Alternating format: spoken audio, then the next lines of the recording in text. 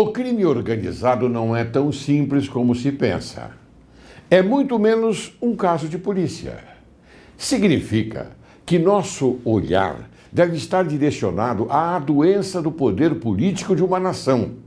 Significa um tumor maligno. A reflexão sobre o tema proposta pelo jurista Reinaldo Françoso Cardoso é exemplar. Aspas. A omissão, a incompetência e o desinteresse dos políticos que governaram e que governam o Brasil deixaram o tumor virar metástase, enraizado em todo o tecido social. Pois não só os moradores da favela sustentam o crime organizado, mas são principalmente os cidadãos da classe média, especialmente os mais jovens que consomem drogas. Fecho aspas.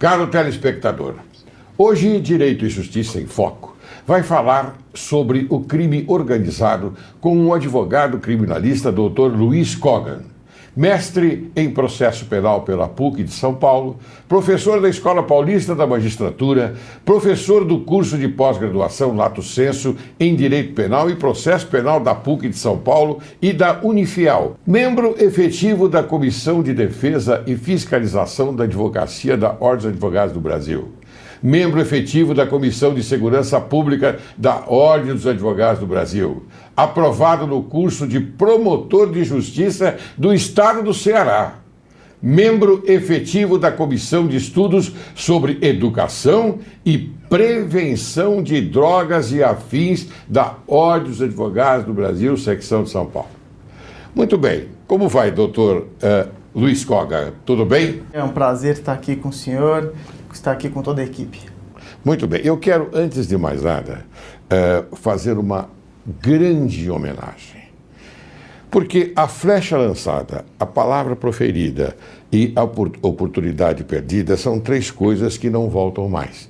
E eu vou aproveitar esta oportunidade que se apresenta nesse momento e prestar uma homenagem justa, não é, a um homem digno, a um homem que entendo que pontificou o Ministério Público do Estado de São Paulo. Trata-se de uma pessoa que não sei se você conhece, Dr. Arthur Kogan. Conhece? Sim, meu avô. Seu avô. Então eu quero que você se una a mim, no Direito e Justiça em Foco, para prestar esta homenagem a você, meu querido amigo Dr. Arthur Kogan, que ingressou no Ministério Público em 19 de janeiro de 1953, exercendo a promotoria nas comarcas de Nova Granada, Ribeirão Bonito, Santo Anastácio, Presidente Prudente, Rio Claro e São Paulo. Foi removido para o cargo de substituto de segunda instância em 5 de dezembro de 1969 e promovido para o cargo de procurador de justiça em 25 de dezembro de 1976. A vida dele foi enorme. Ele praticou excelentes ações no exercício da sua profissão. Muito bem. Feita esta homenagem ao grande amigo Arthur Kogan e avô do Dr. Luiz Kogan, podemos então seguir adiante para informar o telespectador. Eu gostaria que você então fizesse esse favor. Qual é a definição de crime organizado?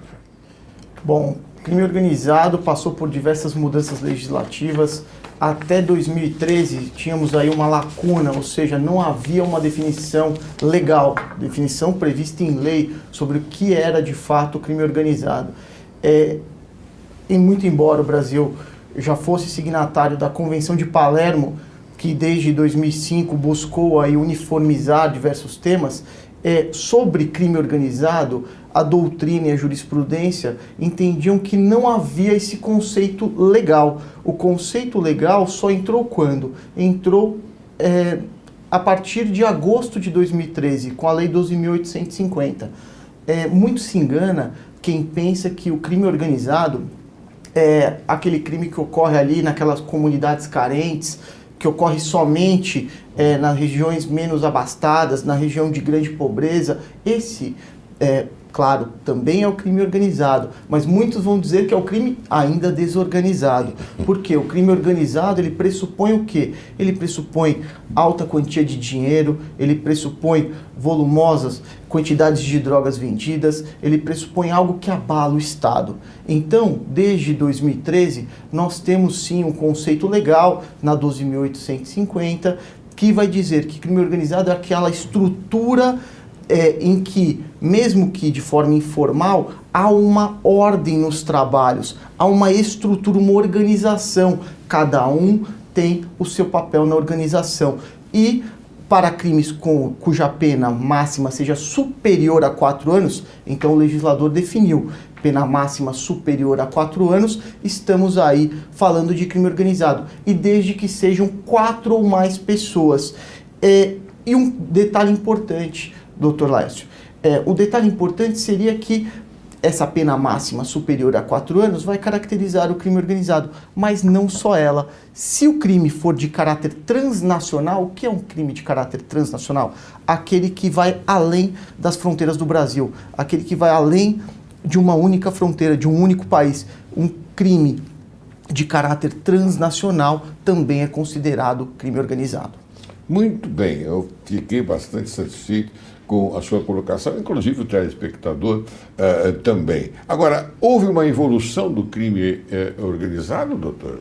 Com toda certeza. O crime organizado, apenas a guisa aqui de elucidação, começou lá pelo século XVI, com a rainha Elizabeth I, na Inglaterra, em que ela permitia e incentivava que os navios ingleses eles cometessem pirataria, eles fossem eles fossem autores de pirataria, eles fossem o agente do delito. Então, incentivava-se o quê? A captação de recursos, de ouro, de joias, de inúmeros materiais que trouxessem riqueza para o reino inglês. Começou dessa forma, esse incentivo para a navegação inglesa. Só que num segundo momento, os navios ingleses passaram a ser o quê? Vítimas também de pirataria. E nesse momento, a rainha Elizabeth I falou, não, aí já não está bom para o nosso reino. Então, começou-se a punir quando a Inglaterra era vítima de pirataria. Podia ser autor, vítima não, claro. Porque é uma total falta de proporcionalidade e razoabilidade. Entretanto, com evolução, passado o tempo das grandes navegações, no Brasil, o crime organizado surgiu, até alguns podem estranhar, com o jogo do bicho. Nós sabemos aqui que é uma contravenção penal, não é nem crime. Dentro das classificações de infração penal, que nós temos crime ou delito, e a segunda classificação, que são as contravenções penais, o jogo do bicho está na contravenção penal. E aí a pergunta que muitos podem fazer, mas se não é crime, é uma contravenção penal, que Nelson Hungria dizia ser um crime anão, como isso foi o embrião no Brasil do crime organizado? Isso foi o embrião no Brasil do crime organizado pelos crimes satélites que estão junto ao jogo do bicho. Lavagem de dinheiro oriundo do tráfico de drogas. Então, para se lavar o dinheiro, utilizava-se o jogo do bicho e assim começou a expandir o crime organizado no Brasil. Bem, doutor Luiz, quer dizer então que toda essa história, não é, ela se resume num aperfeiçoamento do crime organizado atualmente. Porque esses agentes que praticam determinados crimes, e dentro do crime organizado, eles estão muito bem estruturados, não é verdade? Com toda certeza, eles estão muito bem estruturados, têm aparatos tecnológicos altamente avançados. Claro. Hoje, há inclusive notícias e fatos já comprovados de que eles financiam estudantes de direito para vir a formar o seu, aspas, corpo jurídico muito embora eu discorde que o corpo jurídico, o advogado, ele não se confunde com a atividade criminosa. Então, eles investem sim, inclusive para entrar pessoas que vão prestar concurso na polícia, para financiar estudos de pessoas que vão prestar concurso em órgãos como o Ministério Público, magistratura, e isso também, tanto o Ministério Público, magistratura, polícia, todas essas instituições têm como fazer esse filtro, né? Uma das últimas fases do concurso é a investigação social, e através de uma investigação que seja efetiva, que vá buscar as origens, vá buscar quem é a pessoa, consegue dar uma diminuída nessa influência do crime organizado. Então a organização é tão perfeita que ela consegue também infiltrar, não é, os seus agentes nas instituições constituídas. Exatamente. Não é, né? Walter Maiorovitch já dizia, quando não há um agente público envolvido, não está se tratando de organização criminosa. Muito bem. Bom, esses criminosos usam de artifício de queimar ônibus para protestar e colocar também medo na população. Como você avalia esta prática? Bom, essa prática é uma prática muito recorrente. Nós estamos aí vivendo dias em que a população está com medo.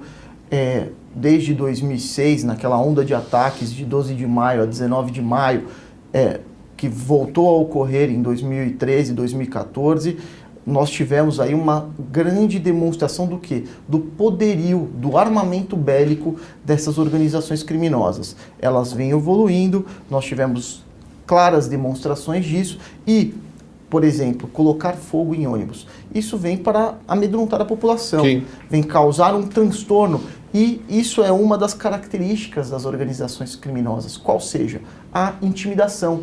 A intimidação é uma característica que eles precisam o quê? Mostrar para o Estado e também para a população que eles existem, que não apenas existem, mas que têm um poderio de fogo muito grande. É diferente da manifestação no bom sentido, naquela então que há uma reivindicação justa, não é? Com certeza, as manifestações são previstas na Constituição, liberdade de expressão, de manifestação do pensamento, e visam sempre de forma pacífica buscar alguma mudança social. O crime organizado, a partir do momento em que ele ataca, em que ele manifesta-se colocando fogo, ateando fogo em instituições, colocando fogo em ônibus, ele vem só para intimidar. E prova mais clara disso foi que, em 2006, foi colocada uma bomba na sede da Procuradoria-Geral de Justiça de São Paulo. Então, buscou-se o quê? Intimidar também um dos protagonistas do combate ao crime organizado. As autoridades constituídas, né? Exatamente. Agora, diga uma coisa, doutor Conga, a gente fica preocupado, bastante preocupado, porque na maioria das vezes a ordem para os ataques, elas são emanadas de dentro do estabelecimento carcerário, não é verdade? Então, como é que é possível um bandido ter acesso a um celular nas penitenciárias hoje, atualmente? Nós sabemos que tem acesso, nós sabemos, mas explique, por gentileza, para o telespectador este problema bastante grave dentro do nosso sistema carcerário. Bom, doutora Aurélio, a explicação é um tanto quanto simples e lamentável.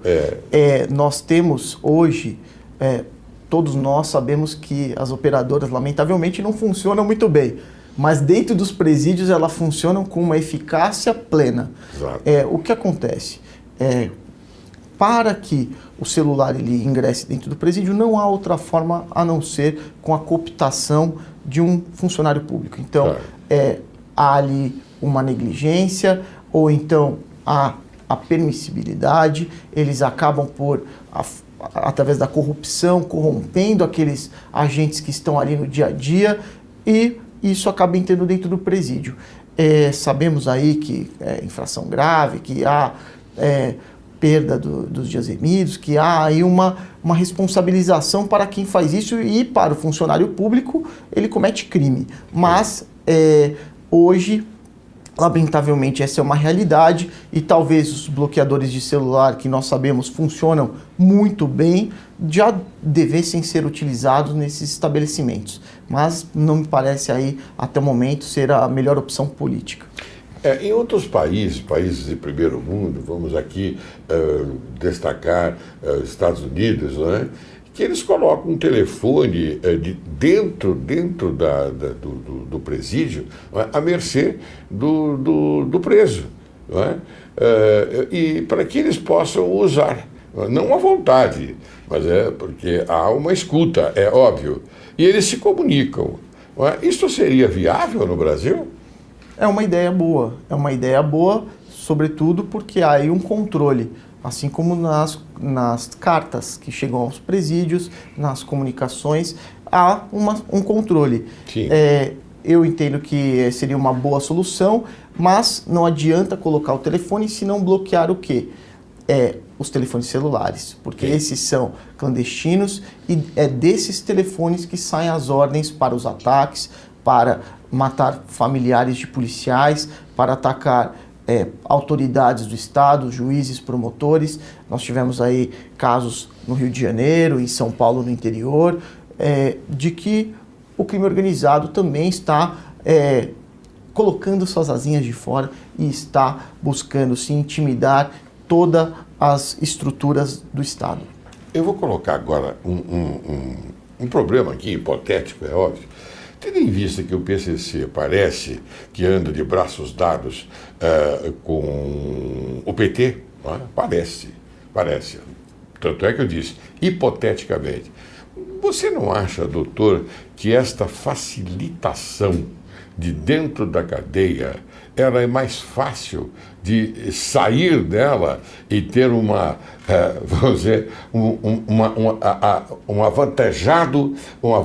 avantajada ação dentro da população para que ocorra esse tipo de ameaça, de medo? Você não acha isso, não? Há possibilidade de ser isso? Eu coloquei hipoteticamente. Vamos supor que possa ocorrer na realidade. Bom, que há agentes públicos envolvidos nessa permissibilidade para que possa sair... Perdão, tendo em vista estas infiltrações nas instituições organizadas, né? Instituições públicas. Tendo em vista essa infiltração de agentes nas instituições, nós temos aí uma possibilidade do quê? O Ministério Público fazer uma investigação, prosseguir, retirar esse agente que está corrompido, porque um agente que entra corrompido numa instituição, ele não vai melhorar. Ele nunca vai trazer nada de positivo para a sociedade. Esse agente precisa ser extirpado o quanto antes. Então, precisa do quê? Investigação. E a palavra-chave aqui é informação. Só consegue uma investigação adequada e conseguir um resultado efetivo, seja punindo um agente público corrupto, seja retirando de determinados cargos. Nós vimos isso, por exemplo, com o Mensalão. O Mensalão mostrou aí que houve, e muitos dizem que o Mensalão... É uma organização criminosa. Exatamente. E o Mensalão, as pessoas leigas falam que o Mensalão não teve um resultado muito bom, porque as pessoas, os condenados já estão, na rua, ou em regime domiciliar. Eu vou me permitir discordar um pouco, porque o Mensalão foi um marco no Brasil. No Brasil, nós não tínhamos essa espécie de processo com pessoas da alta cúpula do Estado condenadas. E nós tivemos. Por exemplo, José Dirceu ficou 11 meses preso. Ficar um dia preso é algo que muda a vida da pessoa. Ficar 11 meses, me parece que já foi uma evolução, foi um primeiro passo, e agora com a Lava Jato nós vamos ver outros passos e uma evolução do Brasil como sociedade. Porque afinal de contas a Lava Jato agora é uma ação criminosa muito mais avantajada que o Mensalão. O Mensalão é um alfinetezinho perto, não é, do crime, não é, que nós estamos vivenciando através da imprensa, inclusive, que nos fornece elementos suficientes para que a gente tire conclusões, não é verdade? A Lava Jato, ela é a maior história de corrupção mundial. Num país que não é o país mais rico do mundo. Olha essa contradição. Então, num país que é um país que não é muito rico, nós temos a maior história de corrupção do mundo. Então, me parece aí que diversas conotações vão acabar tomando esse processo, que serão desmembrados em vários processos, mas o Brasil já evoluiu com o mensalão. Claro. E a partir de agora, estou otimista de que continuará a melhorar. Doutor Luiz, cá entre nós, eu, você e o telespectador, ainda não conseguiram a investigação do BNDES. Você já imaginou quando ocorrer isso? É uma investigação complicada. Complicadíssima. Então, cada vez nós vamos ouvindo bilhões de reais, bilhões de dólares, coisa que não passa pela cabeça comum do povo. Bilhões, fala-se em bilhões, santo Deus. Não é? É um valor estratosférico que representa PIB de muitos países. Então, precisa ser investigado a fundo, de forma imparcial, como vem sendo investigado. Lógico. Sem a delação premiada, agora conhecida como colaboração premiada, é um grande elemento para essas investigações, sobretudo após a condenação do Marcos Valério há mais de 40 anos, todos viram que é sério. Né? Mas que é um contrassenso, né? Sim. Ele com um volume de pena superior àqueles contemplados pelo PT. E hoje, na Lava Jato, na minha modesta opinião, me parece que os empresários não vão querer a mesma pena do Marcos Valério. Então, eles estão dispostos a falar. Muito bem. Bem, eu vou chamar um pequeno intervalo e logo nós retornaremos para continuar com esta belíssima conversa. Você aguarde, caro telespectador, que logo retornaremos. Eu, Laércio Laurelli, desembargador aposentado do Egrégio Tribunal de Justiça do Estado de São Paulo, venho a público para externar excessiva preocupação diante da tendência crescente de ver conspurgada a relação jurisdicional do Areópago Supremo do Poder Judiciário brasileiro face o perigo iminente de disponibilizar pelos suportes regimentais do artigo 19, que visa a transferência de um ministro da primeira turma do Supremo Tribunal Federal para assumir a presidência da segunda turma do referido tribunal, inclusive para a relatoria da Operação Lava Jato. Significa, embora os termos sejam regidos pela norma, afronta a ética e a realização do mau direito, comprometendo a segurança do judiciário no serviço público eficiente, eficaz e efetivo, somando-se ao Estado democrático de direito, consoante os direitos sociais e individuais, a liberdade, a segurança, o bem-estar, o desenvolvimento, a igualdade e a justiça como valores supremos que o povo e a nação brasileira espera merecer das autoridades constituídas, nos termos do Pacto Federativo de 5 de outubro de 1988.